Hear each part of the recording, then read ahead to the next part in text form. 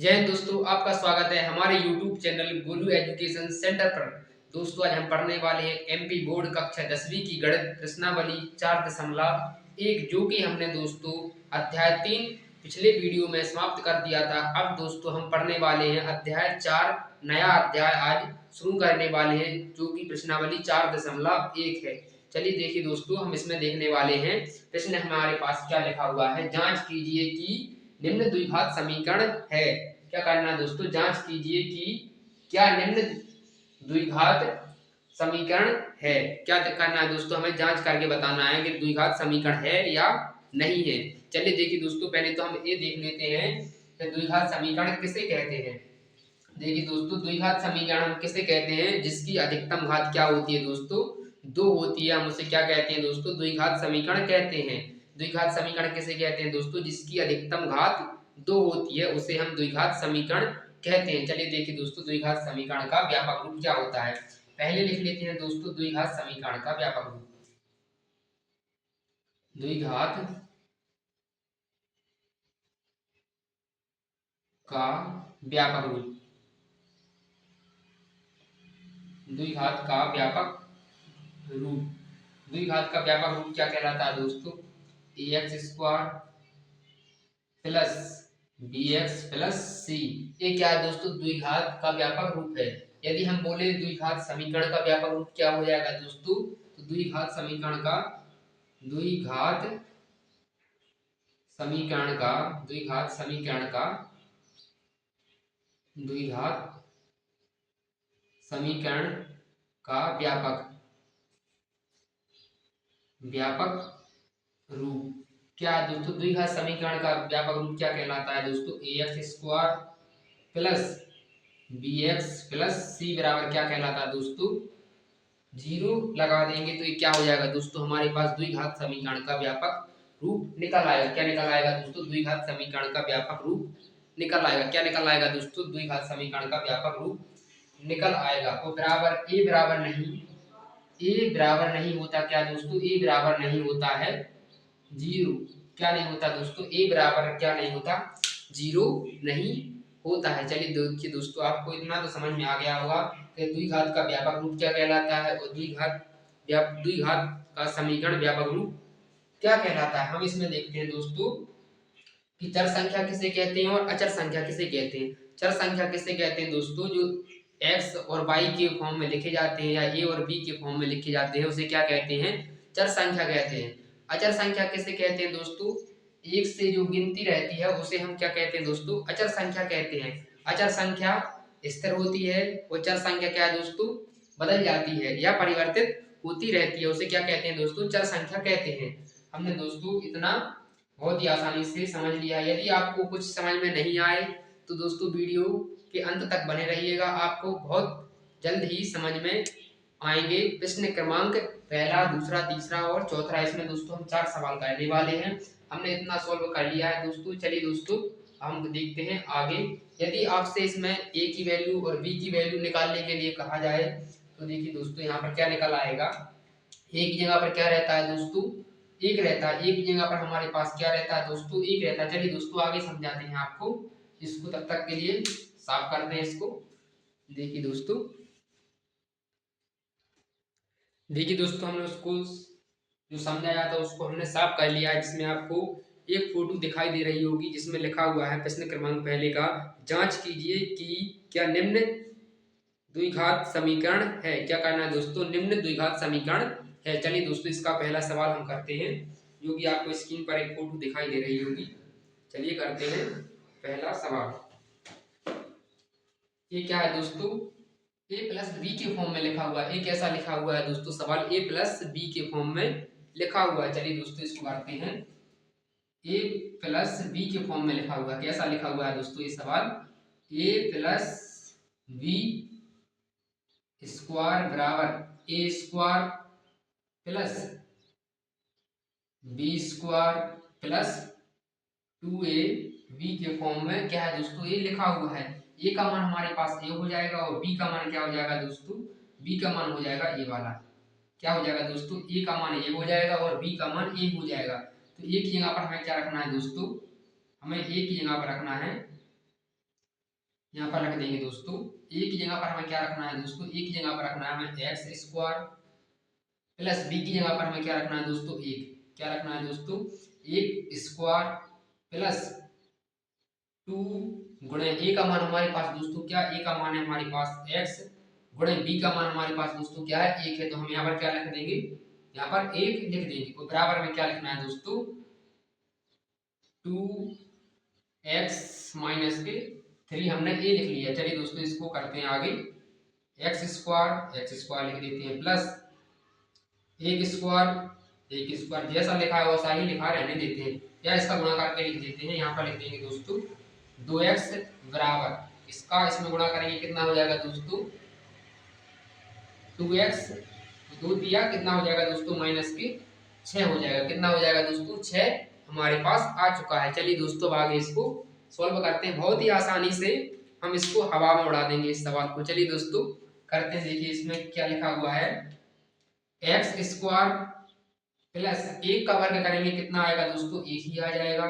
Plus के कितने दोस्तों, 2x बराबर से इस साइड आएगा कैसा हो जाएगा दोस्तों, माइनस का। जो प्लस का है वो माइनस का हो जाएगा, जो माइनस का है दोस्तों वो प्लस का हो जाएगा। ये प्लस का इस साइड आएगा माइनस 2x प्लस माइनस का इस साइड आएगा कैसा हो जाएगा दोस्तों, प्लस का। 6 बराबर क्या बचा हमारे पास दोस्तों, कुछ नहीं बचा, तो हम जीरो रख देंगे। ये प्लस का है ये माइनस का, ये क्या हो जाएगा दोस्तों, कट जाएगा। प्लस माइनस क्या हो गए दोस्तों, ये 2x क्या हो गए, कट गए। क्या हो गए दोस्तों हमारे पास, कट गए। यहाँ पर लिख देते हैं एक्स स्क्वायर प्लस 6 और 1 कितने हो जाएंगे दोस्तों हमारे पास, 7 हो जाएंगे। क्या हो जाएंगे दोस्तों, 6 और 1 7 हो जाएंगे। बराबर हमारे पास दोस्तों क्या बचा, 0 बचा हुआ है। ये क्या है दोस्तों, द्विघात समीकरण। यहाँ पर लिख देंगे यह द्विघात समीकरण है, यह द्विघात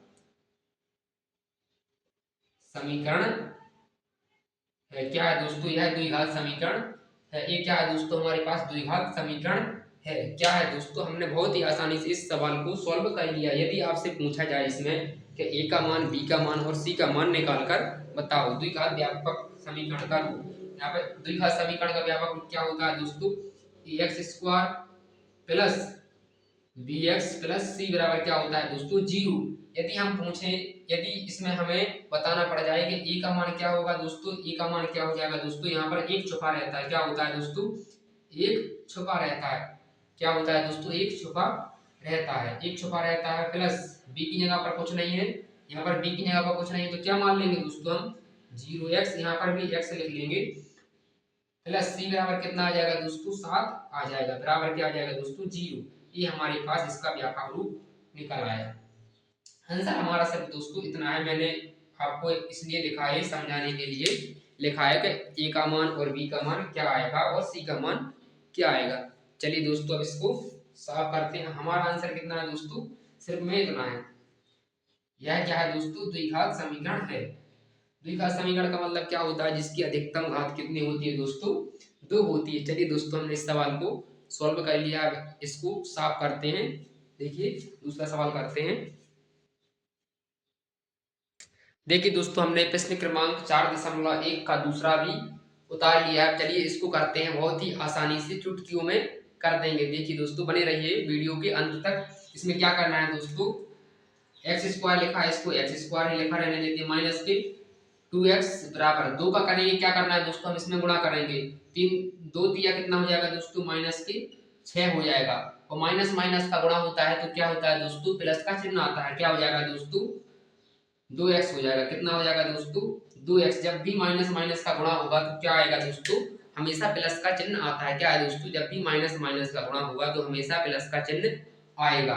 यहाँ पर क्या लिख देंगे दोस्तों, एक्स स्क्वायर माइनस के 2x प्लस का है, बराबर से इस साइड आएगा कैसा हो जाएगा दोस्तों, माइनस के 6 है तो इस साइड आगे कैसे हो जाएंगे दोस्तों, प्लस के हो जाएंगे। कितने हो जाएंगे दोस्तों, प्लस के 6 हो जाएंगे। और ये प्लस के बराबर से इस साइड आगे कैसे हो जाएंगे दोस्तों, माइनस के 2x बराबर क्या बचा दोस्तों हमारे पास, 0। ये हमारे पास क्या आ गया दोस्तों, आंसर आ चुका है। क्या आ गया दोस्तों हमारे पास, आंसर आ चुका है। यहाँ पर देखना है, यह द्विघात समीकरण है। यहाँ पर लिख देंगे यह द्विघात समीकरण है। ये क्या है दोस्तों हमारे पास, इसका आंसर आ चुका है। बहुत ही आसानी से हमने दोस्तों इस सवाल को भी सॉल्व कर लिया है। यह क्या है दोस्तों, यह द्विघात समीकरण है। चलिए दोस्तों इसको साफ करते हैं, प्रश्न क्रमांक तीसरा करते हैं इसका। देखिए दोस्तों, यदि हम इसको चाहें तो और भी कर सकते हैं। देखिए यहाँ पर क्या कर सकते हैं दोस्तों, एक बार देख लेते हैं, एक बार और करते हैं, एक स्टेप आगे बढ़ेंगे।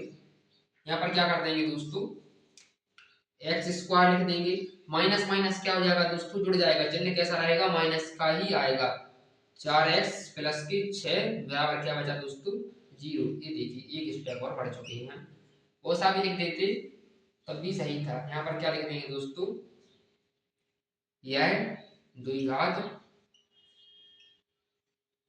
यह द्विघात बहुपद है। क्या लिख देंगे दोस्तों, यह द्विघात है, क्या दोस्तों, यह द्विघात है। ये हमारा आंसर आ गया है। चलिए देखिए दोस्तों, हम इसको रफ करते हैं, अगला प्रश्न करते हैं। देखिए दोस्तों, हमने प्रश्न क्रमांक तीसरा भी लिख लिया है। चलिए दोस्तों इसको भी करते हैं हम, बहुत ही आसानी से इस सवाल को भी सॉल्व करेंगे। तब तक बने रहिए दोस्तों वीडियो के अंत तक। इसमें देखिए दोस्तों क्या करना है दोस्तों, इससे गुणा करेंगे इसमें, तो एक्स स्क्वायर, एक्स का एक्स में करेंगे गुणा तो कितना हो जाएगा दोस्तों, एक्स स्क्वायर, और फिर एक्स से एक में करेंगे तो प्लस का क्या आ जाएगा दोस्तों, एक्स आ जाएगा, और इसमें करेंगे गुणा, माइनस 2x करेंगे तो कितना हो जाएगा दोस्तों, प्लस माइनस क्या होता है, 2x से इसमें करेंगे, क्या करेंगे दोस्तों, 2x से इसमें करेंगे तो माइनस कितने हो जाएंगे दोस्तों, 2x हो जाएंगे, और प्लस माइनस का गुणा होगा, क्या हो जाएगा दोस्तों, प्लस और माइनस का गुणा होगा तो हमेशा माइनस होगा, कितना हो जाएगा दोस्तों, माइनस के 2x आ जाएंगे यहाँ पर, प्लस और माइनस का गुणा होगा, क्या आ जाएगा दोस्तों, 2 आ जाएगा। क्या आ जाएगा दोस्तों, हमने इसमें गुणा किया, क्या आ गया दोस्तों, x का इसमें किया एक्स स्क्वायर, और फिर इसमें किया, क्या आ गया दोस्तों, x आ गया, फिर इससे किया हमने इसमें गुणा, कितना आ गया दोस्तों, माइनस के 2x, और फिर प्लस और माइनस कितना आ गया दोस्तों, 2 आ गया। चलिए दोस्तों आगे करते हैं, इसमें क्या करना है, आगे करते हैं, देखते हैं वीडियो चालू है या नहीं, हाँ चालू है, और आगे करते हैं दोस्तों। देखिए दोस्तों अब करते हैं इसका और इसका, क्या करना है दोस्तों, हमें इसका और इसका करना है, एक्स स्क्वायर कितना आ गया दोस्तों हमारे पास, एक्स स्क्वायर, और एक्स से इसमें करेंगे, क्या आ जाएगा दोस्तों, प्लस के 3x, कितना आ गया दोस्तों, एक्स का इसमें किया एक्स स्क्वायर, फिर एक्स का इसमें किया, क्या आ गया दोस्तों, 3x। अब इसमें करेंगे तो माइनस का x आ जाएगा, इसमें करेंगे क्या आ जाएगा दोस्तों, प्लस माइनस, माइनस के कितना आ गया दोस्तों हमारे पास 3 आ चुका है। x से x क्या है दोस्तों, कट गए, x से x क्या है दोस्तों, हमने काट दिया। अब हमारे पास क्या बचा, चलिए देखिए दोस्तों, देखते हैं हमारे पास क्या बचा, x से x हमने क्या किया दोस्तों, काट दिए। अब हमारे पास क्या बचा हुआ है अभी, x माइनस के 2x माइनस के 2, जो प्लस के हैं इस साइड आएंगे, कैसे हो जाएंगे दोस्तों, माइनस के 3x, माइनस का प्लस का x, ये कैसा है दोस्तों, माइनस का है तो कैसा हो जाएगा दोस्तों, प्लस के 3 हो जाएंगे, बराबर क्या बचा दोस्तों हमारे पास, कुछ नहीं बचा तो 0 बचा। क्या बचा दोस्तों हमारे पास, 0 बचा हुआ है। यहाँ पर लिख लेते दोस्तों, एक एक्स और एक एक्स कितना हो जाएगा दोस्तों हमारे पास, 2x, कितने आ गए दोस्तों हमारे पास, 2x, इसको और इसको जोड़ने पर कितने हो चुके दोस्तों हमारे पास, 2x आ चुके हैं। चलिए इसको लिख देते हैं हम, 2x कितने लिख दिए दोस्तों, हमने लिख दिए 2x, 3 में से 2 जाएंगे, कितने बचेंगे दोस्तों हमारे पास, 1 बचेगा, प्लस के 3 में से माइनस के 2 जाएंगे तो हमारे पास क्या बचेगा दोस्तों, 1 बचेगा। क्या बचेगा दोस्तों, प्लस का हमारे पास 1 बचेगा, और क्या बचा दोस्तों, माइनस के 3, यहाँ पर क्या लिख देंगे दोस्तों, माइनस के 3x, और कुछ नहीं बचाते, यहाँ पर लिख देंगे दोस्तों 0, क्या लिख देंगे दोस्तों, 0 लिख देंगे। ये देखिए दोस्तों प्लस का है और ये माइनस का है, प्लस और माइनस क्या हो जाएंगे दोस्तों, ये कट जाएंगे, प्लस और माइनस क्या हो जाएंगे दोस्तों, हमेशा कटते हैं। ये प्लस का है 2x और ये माइनस का है, कितना है 2x, तो ये क्या है दोस्तों हमारे पास कट चुके हैं। यहाँ पर क्या बचा दोस्तों, प्लस का 1 माइनस के 3x बराबर क्या बचे दोस्तों, 0, क्या बचा दोस्तों 0। यहाँ पर लिख देंगे हम, यह द्विघात द्विघात समीकरण